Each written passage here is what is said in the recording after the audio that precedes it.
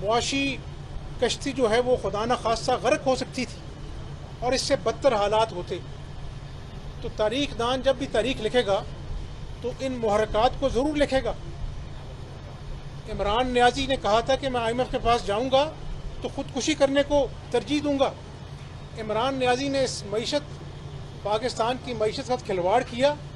خود تو خودکشی نہیں کی لیکن عوام کو خودکشیوں پر ضرور مجبور کیا. تو یہ سب حقائق عوام کے سامنے ہونے چاہیے. دوسری بات جو انتخابات کی آپ نے کی ہے، اس ملک کا مستقبل جو ہے وہ شفاف انتخابات میں پنہا ہے. آئین اور جمہوریت جو ہے اس ملک کو آگے لے کے جائیں گے، لیکن یہ بھی سمجھنا بڑا ضروری ہے.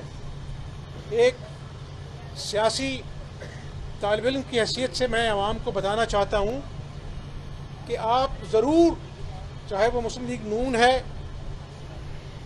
پیپلز پارٹی ہے، کوئی اور جماعت ہے، یہ تقاضا ضرور کیجئے کہ کوئی بھی حکومت آنے والی ہو،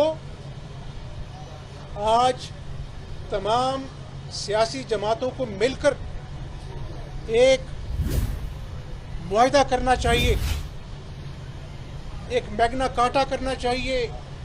معاشی پالیسیوں کا تسلسل ہونا چاہیے تاکہ عمران نیازی کی طرح دوبارہ سے اس ملک پہ کھلواڑ نہ ہو سکے معیشت کے ساتھ. اور اس جو معاشی ایجنڈا ہے اس کو آئینی تحفظ جو ہے وہ قومی اسمبلی سے حاصل ہونا چاہیے. کم از کم اگلے 10 سال جو بھی آنے والی وہ ان معاشی پالیسیوں کو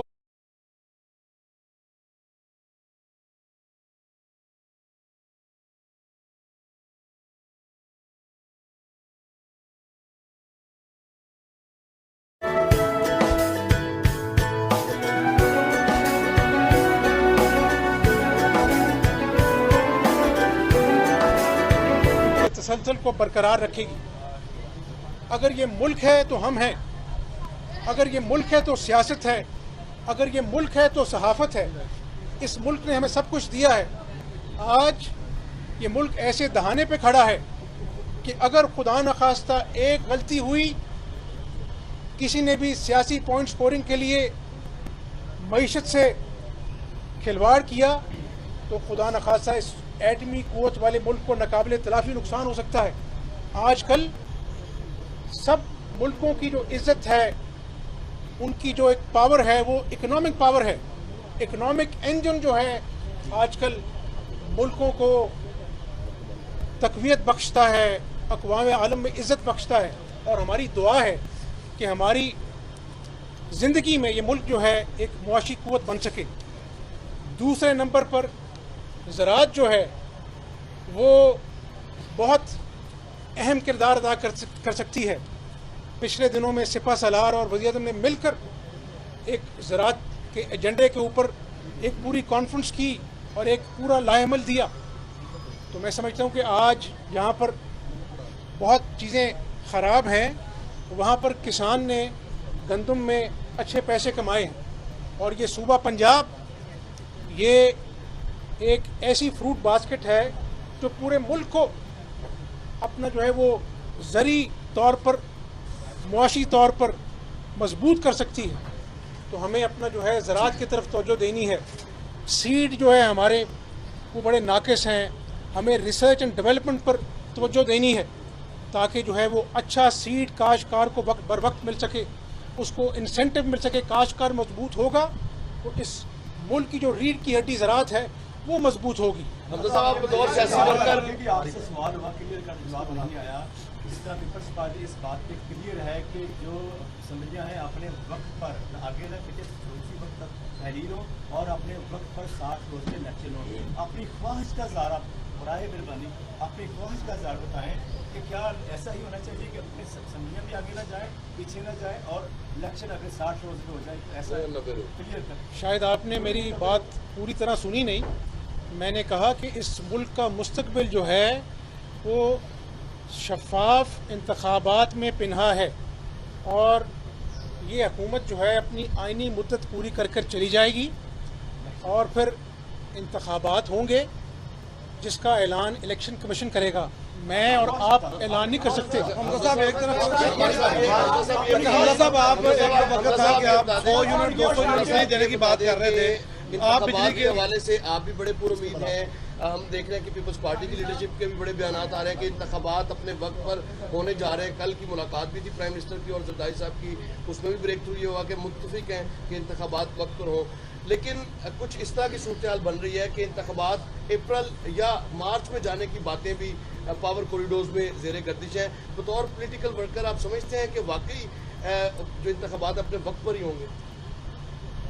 मैं बतौर पॉलिटिकल वर्कर और बतौर पाकिस्तानी समझता हूँ कि इंतखाबात जो हैं उनका इनेकाद होना चाहिए, वक्त पे होना चाहिए। ये ज़िम्मेदारी जो है वो इलेक्शन कमीशन की है। हमारी ज़िम्मेदारी है कि हम इस हुकूमत की मियाद जिस दिन ख़त्म होती है उस दिन हम हुकूमत छोड़कर चले जाएं, अबूरी हुकूमत आए और फिर आगे इंतखाबात। अभी यहाँ पर इन्होंने, हमारे भाई ने कहा कि 100 यूनिट, ये उस वक़्त जब मैं वज़ीर आला था हमने पूरा होमवर्क किया और 100 यूनिट बिजली सार्फिन को, आम आदमी को मुफ्त देने का पूरा मंसूबा बनाया। मैंने उस पर प्रेस कॉन्फ्रेंस की, लेकिन वो एक अना की नज़र हो गई और वो ना चल सकी। आज अगर वो मंसूबा चल रहा होता तो आम आदमी जो है, जो आज बिजली के बिल देख के डर जाता है, वो 100 यूनिट बिजली जो है वो मुफ्त उससे मुस्तफ़ीद हो रहा होता। हमने आटा जो है वो तारीख की सबसे बड़ी सब्सिडी देकर सस्ता किया। अद्वियात कैंसर की हो, आम अद्वियात हो, अल्लाह के फजल करम से हमने तमाम सूबे में वो अद्वियात को जो है वो मुफ्त किया। तो मैं ये समझता हूँ कि ये सारी चीज़ें जो हैं वो आवाम के लिए होनी चाहिए।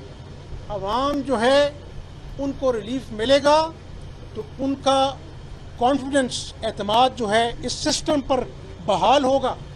तो इसलिए जो भी इंतखाबात के नतीजे में हुकूमत आती है, मेरी ये दुआ है कि वो आवाम के भले के लिए काम करे।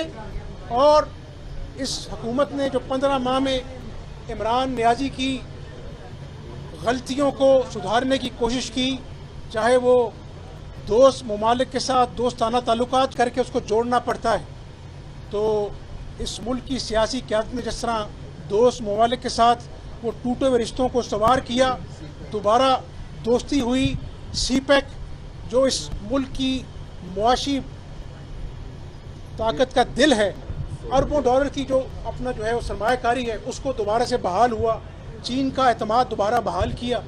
तो मैं समझता हूँ कि दर्दमंदी के साथ पाकिस्तान को आगे लेके चलना है। और यहाँ पर यह बात ज़रूरी है, जिस तरह अब 14 अगस्त आने वाला है, अल्लाह ताला इस मुल्क का झंडा हमेशा हिमालय की चोटियों से भी बुलंद रखे। लेकिन जब क्लासरूम में ऐसे छोटे बच्चों को पढ़ाया जाता है, राशिद मिन्हास की शहीद की कुर्बानी को बताया जाता है, अजीज़ भट्टी शहीद की कुर्बानी को बताया जाता है, इल्म तज़रीन का दिल टूटा, जो आज सरहद पर अपने बीवी बच्चों से दूर पाकिस्तान की हिफाजत के लिए फ़ौजी, रेंजर्स, सिपाही तैनात हैं, उनका दिल टूटा।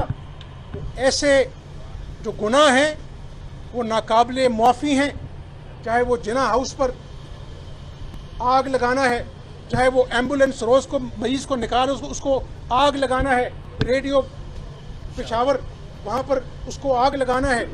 ऐसे मुजरिमाना अमल जो हैं वो तभी रुकेंगे जब उनको करार वाक़ई सज़ा मिलेगी, और उन शहीदों की माँओं को तभी तस्कीन मिलेगी, उनको तभी सुकून मिलेगा जब शहीदों को, कुर्बानियों को रुसवा करने वालों को सज़ा मिलेगी। यही इसी में पाकिस्तान की भी तक़वियत है, पाकिस्तान का नाम भी रोशन होगा। जो कौमें अपने शहीदों को, अपने मौसमों को भूल जाती हैं, वो कभी तरक्की नहीं करती। एक IMF की वजह से महंगाई है, दूसरा सूबाई गवर्नमेंट कहीं नजर नहीं आ रही। बताइएगा कि भारत जो है वो चांद के ऊपर अपने मिशन भेज रहा है और पाकिस्तान अभी तक गंदम की पैदावार जो है वो बढ़ाने पर लगा हुआ है।